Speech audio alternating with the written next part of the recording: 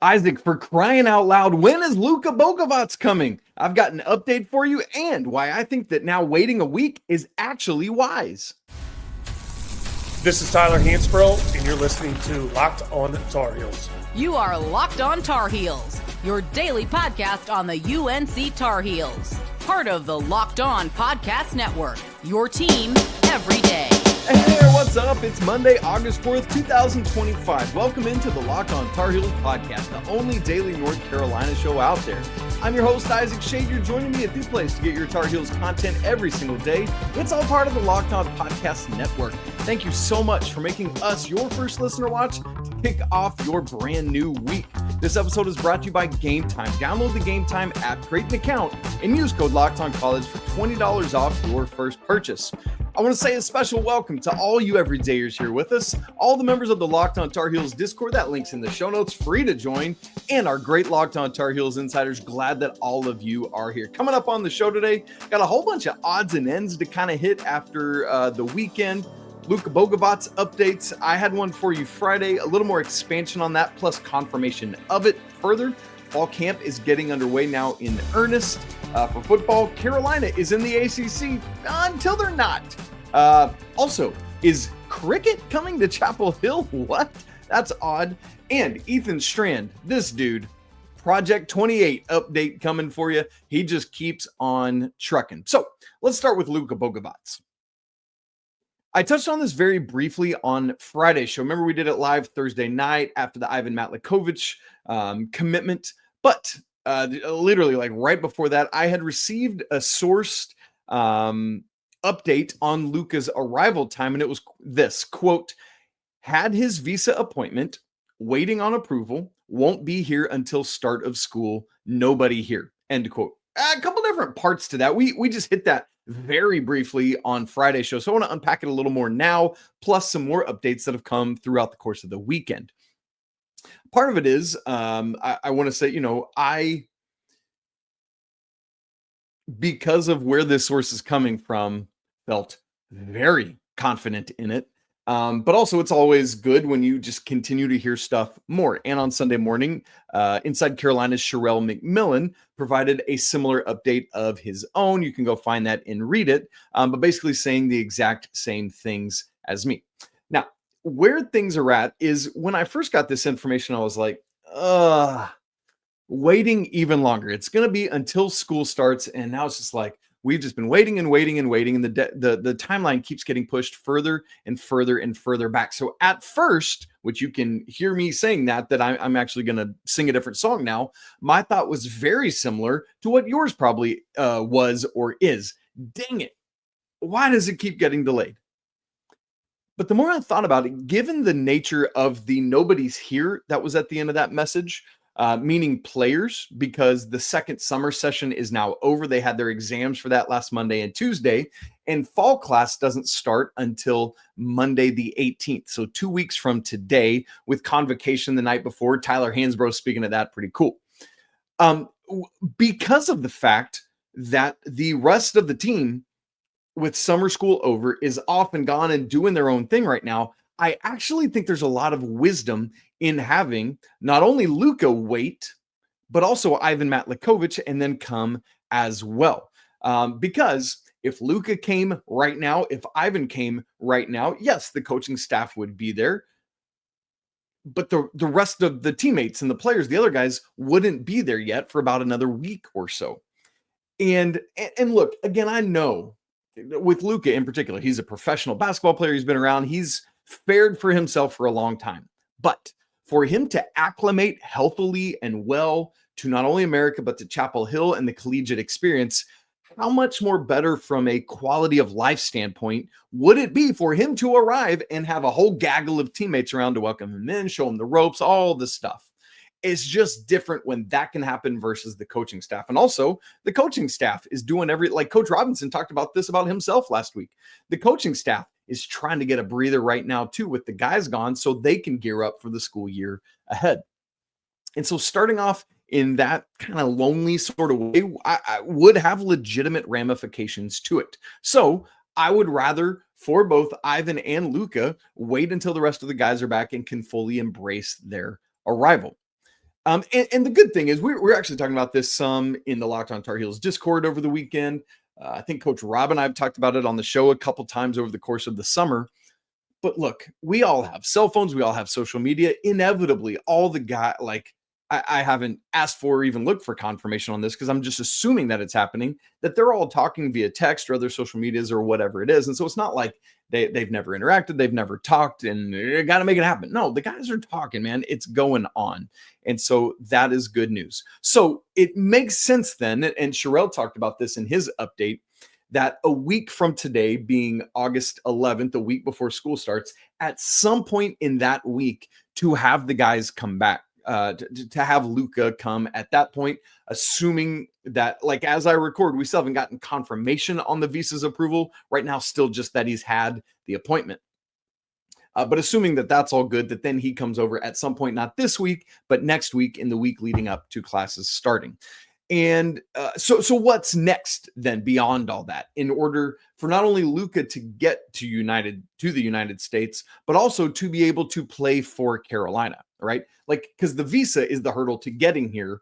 NCAA clearance is the hurdle to playing for North Carolina beyond just practice. So that's kind of the three-step thing. Sherelle, let me just go back to him and honor the great reporting he's done, has discussed those three hurdles. Admission to UNC, check. Luka has that. Visas, it seems like that is right on the doorstep, right? The interview happened at the U.S. Embassy in Montenegro last week, and now just waiting on that approval, which might have already happened. I haven't checked back in on it. So that NCAA approval clearance is the last thing. And the great news about that is the NCAA clearance. And when you think about that, it's like, oh man, is the NCAA going to clear him because he's had these 4 years of eligibility? Well, the good news is that as you look around the country, there are other players literally in his same situation that have had their NCAA, their collegiate eligibility to play approved despite having played some years professionally. So precedence suggests that Carolina should be able to get approval from the NCAA for Luka. The question is always the backlog of other cases that they're looking at, and will they do it in time? And I think even should they initially deny it, you got to imagine that Carolina already has an appeals ready to say, then how did you approve all these other players around the country that are literally in Luka's same boat? And so that's what we're waiting on. But the nice thing is just getting him to campus and getting him going with the other guys and playing, and like, because he's been admitted to care. Like if he was just a normal student that wasn't playing basketball, it would just be get admitted to the school, get your visa and come. So that's great getting him here. And then you've got another couple months to get him approved before the season actually starts, right? Like as long as the NCAA eligibility approval comes in by Monday, November 3rd, which is still how many weeks away? Let's figure that out in real time. How many weeks till the first game from today? Today is August 4th. 1, 2, 3, 4, 5, 6, 7, 8, 9, 10, 11, 12. So that's 13 weeks from today till Carolina plays their first basketball game. So they got some time there, but you know how the NCAA can go. Got to get this thing through. And you might be asking, let me just clarify one thing. You might be asking, wait, Isaac, I thought the NCAA was out on all this because of the CSC, the College Sports Commission. Let me make that separation for you really quick to make sure we all understand. The College Sports Commission is literally just doing approvals of NIL stuff. The NCAA still has governance of everything else, like eligibility concerns, right? So that is the separation if you hadn't already processed that. So there's your Luka update. Sounds like things are going well, but we just got to keep waiting. Now, let's move from basketball to football. The biggest question of so many football off seasons, unless Drake May's coming back, which he's not, is who on earth is going to be QB1? We don't know the answer to that yet, but Bill Belichick has a plan, and he laid that out on Saturday. We'll talk about that and some other fall camp things coming up in just a second.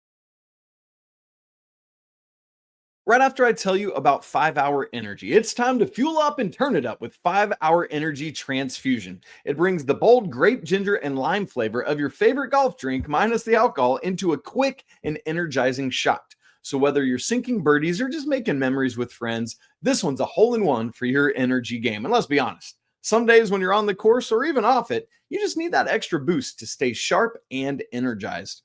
Personally, I'm not much of a golfer. I don't get out there on the links. I'll be the golf cart driver while everybody else is going. But I tell you what, I can play some mean mini golf. And I've hit some crazy shots. But really, for me, it really is all about the good times on the course and good flavors, of course. And that's where the grape ginger lime flavor of 5 Hour Energy gives you the best parts of your clubhouse go-to without having to chase down the beverage cart. So if you go to 5hourenergy.com today, again, that's the number 5hourenergy.com, you can use my promo code LOCKEDONGOLF to receive 20% off your order.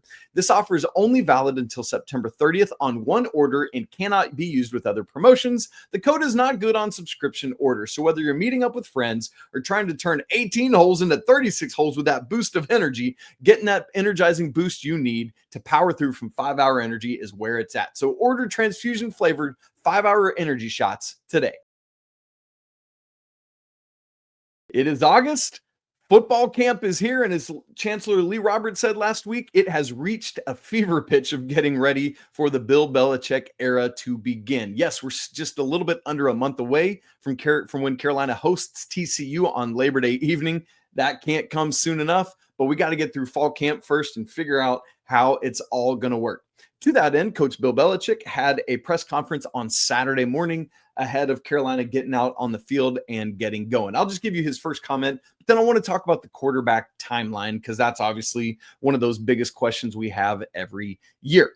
Coach said, quote, "We're excited to get out on the field, a couple days of acclimation, not our full training camp practices yet, part of the process, and give everybody a good opportunity to get acclimated both on the field and with their teammates, communication adjustments, things like that," end quote. So really, fall camp is beginning in earnest I believe it's today, if I remember the timeline correctly. But then over the weekend, just had a couple days of getting used to each other on and off the field, going through the rhythms and routines. As you know, Bill Belichick, man of details down to the nth degree, always. That's who he is and why his teams are so successful. Almost in a UCLA coach John Wooden sort of way, right? Like he taught his players how to put on their socks. Like Bill Belichick is that level of detail oriented and is a major part of why his teams are so successful because they don't beat themselves. They care about little things and little details. I'm like that. And so I love that. And I think it's great.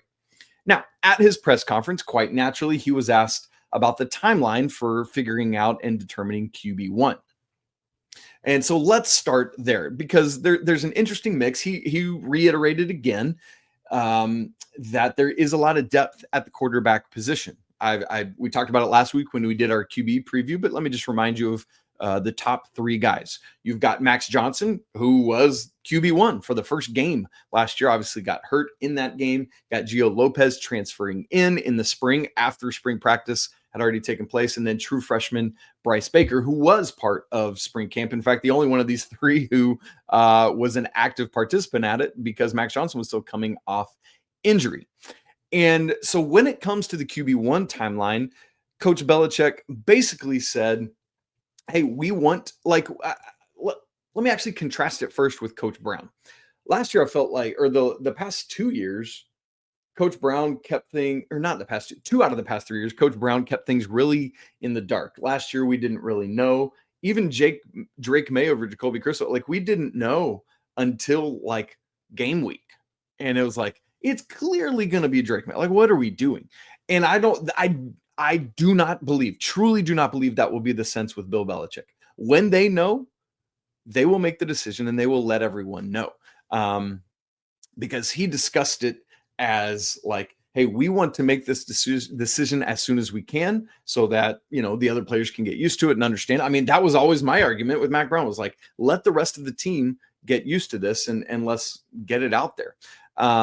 And part of the issue, though, is that more than likely the competition for this year is critically between Max Johnson and Gio Lopez. With all due respect to Bryce, just, getting him up to speed is going to take longer than two guys that have already been doing it. But Max Johnson is understandably going to be rusty, going to be getting his endurance back. He's been working out hard one-on-one, but hasn't had the opportunity yet to really get going with his teammates. So that's where where we're going to see that happen. And so what Coach Belichick said from a timeline standpoint is basically sooner is better, but we'd rather make a right decision than a hurried decision. He used the example, we don't want to choose quarterback A and then get a week or two into it and then determine that quarterback B would have actually been the better option. Now, if they make that decision and it's the right decision and you go forward with it and ultimately realize it's got to be quarterback, that's different. He's just saying, I don't want to make a decision just to make a decision, only to realize that the other guy should have been the guy. Now, he did allow for, Coach Belichick, the possibility that it could go into the season, having not made a judgment call or a determination yet. And he said, so it could carry on a couple weeks into the season, but when we know, we need to make a decision. He said, I've done that before, to let it go a couple weeks into the season. But what I don't want to do is let there be this, who's it going to be? Like, let's make a decision and then stick with that decision unless there's injury or it's just flat out not working. Right. And so, but he said, as you hear coaches say all the time, but it's not always nice to be reiterated. It's not about us giving that designation to someone. It is going to be clear because of who has earned it with their play and with their, control of the team, all of that kind of stuff. So QB1 timeline, there's no specificity to it other than when it's time to make a decision, they're going to make it and it's going to be clear. And I love that.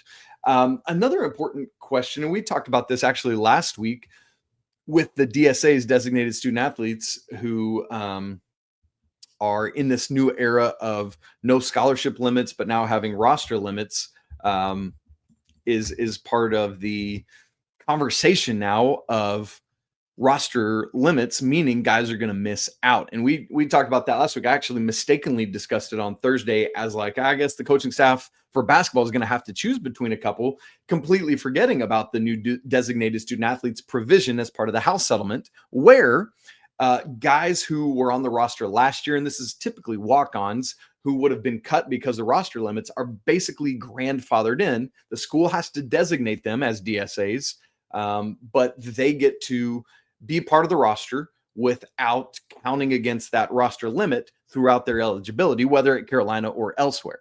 And Coach Belichick was asked about that at his press conference. And what I love, you can almost hear him like beaming, because how he's talked about that. If you've read his book, he talks about how important guys right at the end of the roster are. You just don't know who's going to be able to help out and compete and play a role. And so I can't even remember, forgive me, what reporter asked him about it at the press conference, but he thanked them for saying a lot of people would tend to overlook that and just forget about the last guys on the roster, but it matters. He said, we're not, because he was directly asked about, are you going to hit that 105? That's the max roster size for football. And he said, we won't, but with the designated student athletes, we will almost certainly be over that 105 roster limit threshold, which is fine because of the DSAs. He said next year it's more of a concern for us, but right now we should be good to go. And so that is the answer to that. Will football be using it? Absolutely, they will be. And if you know Bill Belichick, he's going to give every one of those guys a fair shot. In fact, he kind of said, it's a bit of a longer quote, but it was the end of his press conference, and I just thought it would be good to read it. Quote, players that want to come in and compete and have shown enough skill, we'll take those guys, and we've taken plenty of them. We'll see how they do. Anybody who's walking in here feeling like, well, I'm going to be starting this or that, or I'm entitled to this, that's not really the way it's going to work. They're going to have to earn it.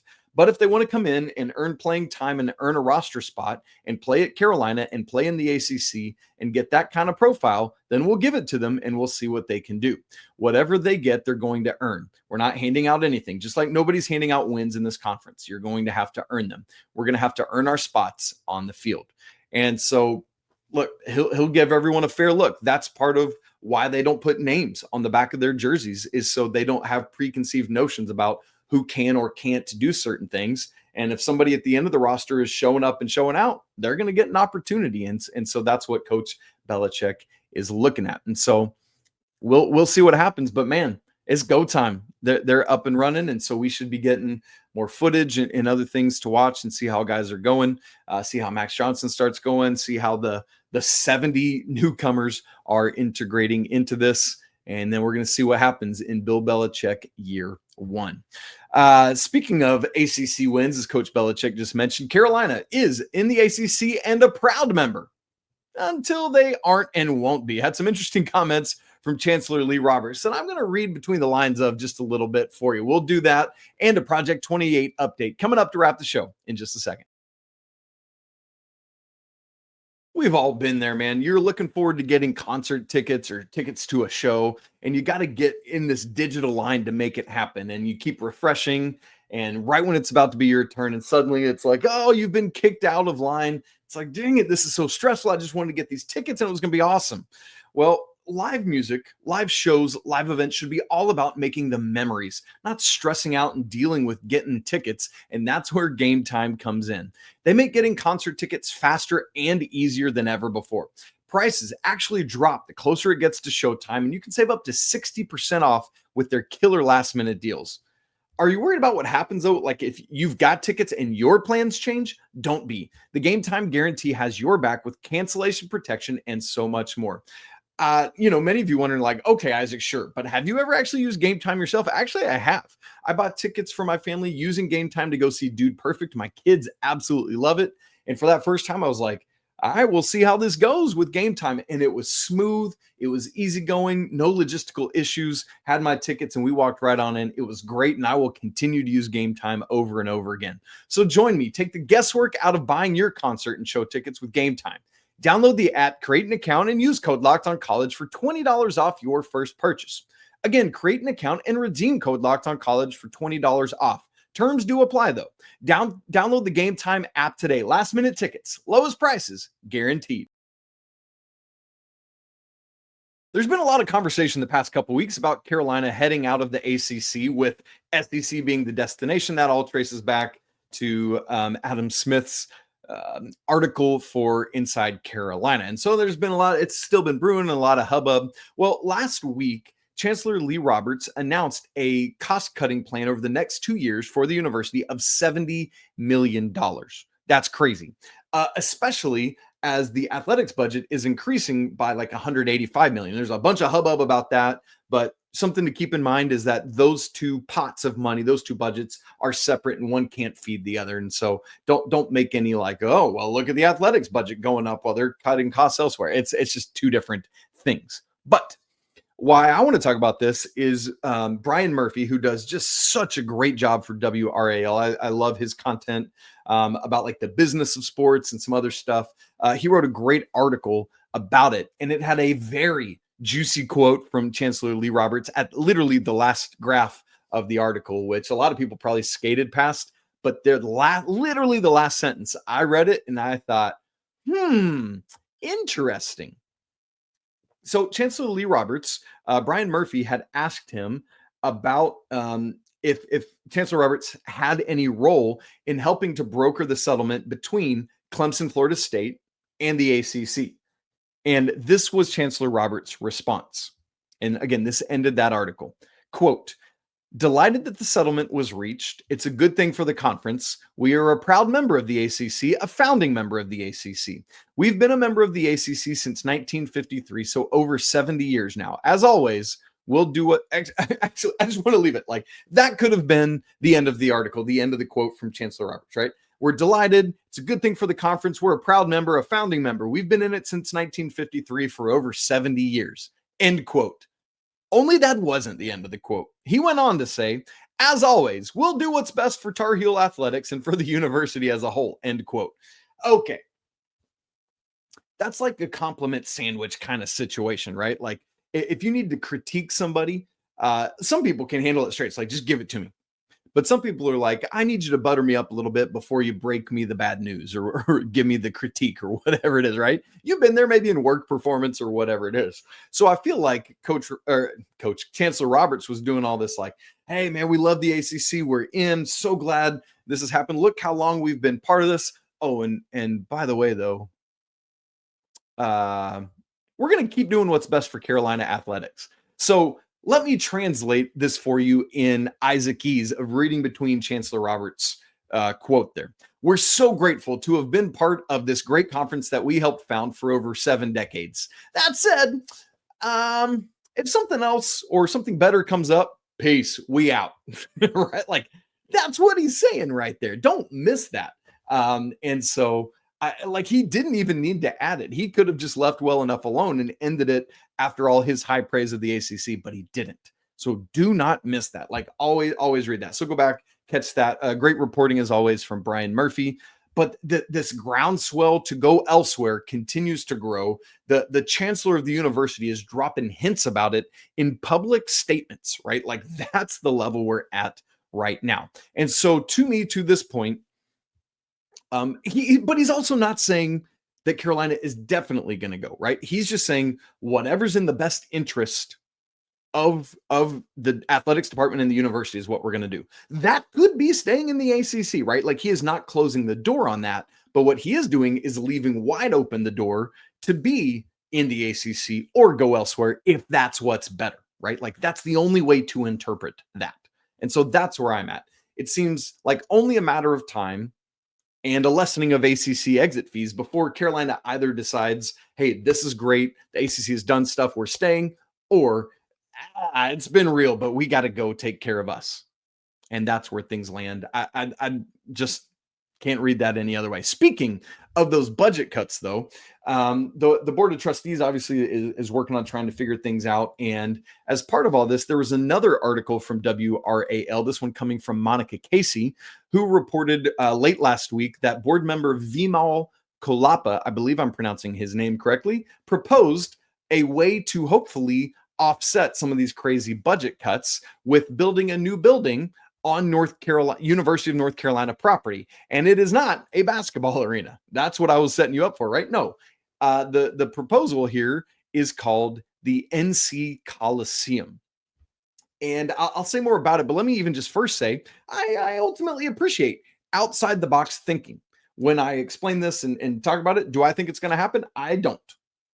But again, when finances are tough and you got to figure things out, you can't just continue to think and act and do the way you've always done. You got to get creative. So I appreciate Mr. Coppola getting creative here. So this is what Monica reported, quote, the proposed 25,000 seat stadium, tentatively called NC Coliseum, would be able to host cricket, rugby, soccer, and football. It could also host concerts or other events. Chancellor Roberts, let's quote him again, says, quote, it was intriguing.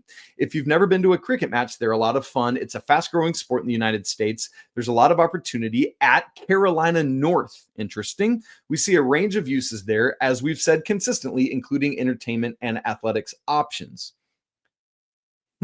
So Roberts goes on to say, we'll absolutely consider it. We're still at the early stages on Carolina North, but I wouldn't be surprised to see some kind of mixed-use outdoor facility be part of the plan, end quote. Let's think of a couple things here. Number one, Carolina North. You've heard that used. Why?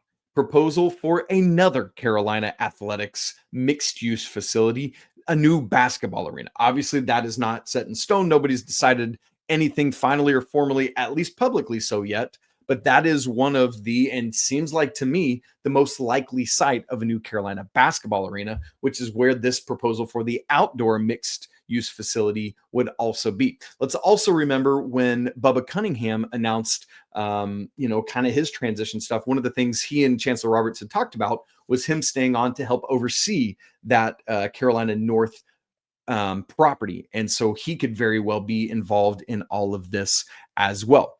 But look, you're kidding yourself if you think that anything is going to take precedence being built over a new basketball arena. They're going to get that figured out before they do anything else, unless they just see this NC Coliseum as like the financial ticket to take care of things. Now, it could be that both of these facilities are possible, and let's just make this a whole complex. Sure, why not? I mean, I live a little bit south of Kansas City, where way out away from the city, both Arrowhead Stadium, where the Chiefs play, and Kauffman Stadium, where the Royals play, share a parking lot, and it's like the only ticket in town, or the only thing going on right there. And so, look, that's a possibility as well. But it's just like, that's another thing mixed in with a potential basketball arena. So it's a very interesting conversation. Cricket, obviously, with cricket being right there with soccer / football as the most popular sports in the world in a growing Indian population. There's a lot of wisdom to that and everything going on there. Finally, before we get out of here, a Project 28 update for you if you're not sure what I mean. Carolina has 28 varsity athletic sports. We want to support and promote all of them here on Locked On Tar Heels, especially in this age when some of them are getting cut for budget reasons. maybe getting cut if Carolina goes to the SEC or having to join other conferences. And so we want to fight for those programs. So Project 28 is our way of doing that. Ethan Strand, recent Carolina graduate, along with Parker Wolf, these two dudes who have just been unreal on the track for Carolina. Well, Saturday with the USA Track and Field Outdoor National Championship, or it's been going on, but Saturday was the 1,500 meter final as part of that. Top 3 advanced to the World Championships in Tokyo coming up in September. Well, this field included 3 Olympians from last year. Cole Hawker, who literally won the gold medal, Jarin Nagus, who won the bronze, and Hobbs Kessler, who was 5th. These 3 dudes were top 5 at the Paris Olympics last summer. And guess what? Ethan Strand finished 2nd in this race above all 3 of them. In fact, there was a guy named Jonah Koech who won the national championship. He's usually a half miler, so it's crazy that he came out and did it. And it's tough because Koech ran 3 minutes, 30 seconds, 0.17. Strand was 3:30.25. So 0.08 of a second behind him. So close. Here's how it played out. Which, by the way, Strand was almost 3 seconds faster than his previous PR. The 1,500's 4 laps around. It's a mile. He was 6th, Strand was, with a lap to go. He had been hanging on and he's got this crazy kick he usually goes in. Going into the backstretch, he was 8th. Went out wide going into that turn, that final turn, or the final 2 turns. He had caught up to 3rd going into the turn. In the turn, he overtook first place and was over Koech coming down the stretch and just didn't have enough in the end to hold on. And Koech just barely overtook him. Crazy stuff. And then holding off literally the reigning, the world champion from the Paris Olympics, Cole Hawker, was in 3rd. And so I just absolutely crazy race. Strand talked about post-race, like, I felt like maybe I went a little bit too early. Had I waited, just a little bit longer, maybe I could have had enough for that final push. But gosh, crazy race. So good for him. In just his 2nd meet it's absolutely crazy. And so Ethan Strand, man, we keep cheering for you and we're so proud of you. Thanks for joining us to kick off a brand new week here on Locked on Tar Heels as we're getting closer and closer to school starting and football and everything coming, man. It's crazy. Women's soccer will be upon us soon. All sorts of great stuff. If you haven't subscribed to Locked on Tar Heels in video and audio, make sure you do it so you don't miss a second of the show. If you're watching on YouTube, it's just right down there in the corner where you hit subscribe. If you've not joined the Locked on Tar Heels Discord, that link is in the show notes, free to join. We'd love to have you come be part of that great community of Tar Heels fans. And if you want to go even deeper, Locked on Tar Heels Insider Program, man, it's a great way to connect with me and have free access to all of my charts and data and stuff. It's always a great day to be a Tar Heel. We'll talk again tomorrow, but until then, peace.